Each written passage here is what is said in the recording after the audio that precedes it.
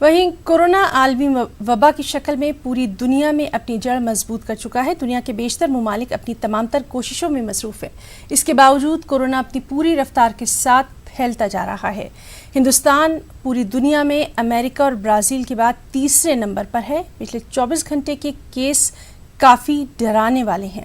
گزشتہ 24 گھنٹے میں 38,903 نئے معاملے سامنے آئے ہیں، جو کہ ایک دن میں اب تک کا سب سے بڑا ریکارڈ رہا۔ 24 گھنٹے میں 543 افراد کی موت ہوئی۔ پورے ملک میں کورونا سے 10,70,618 افراد اب تک متاثر ہو چکے ہیں۔ وہیں اب تک 26,816 افراد کی موت ہوئی ہے۔ 6,77,000 سے زائد افراد کورونا سے صحت یاب ہوئے ہیں۔ ملک کی سبھی ریاستیں کورونا وائرس سے نبرد آزما ہیں۔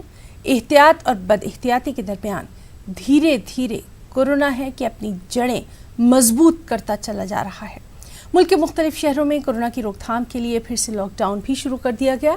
کورونا سے بچنے کے لیے عوامی بیداری مہم بھی زور شور سے چلائی جا رہی ہے۔ اور ناظرین، ہمارے ساتھ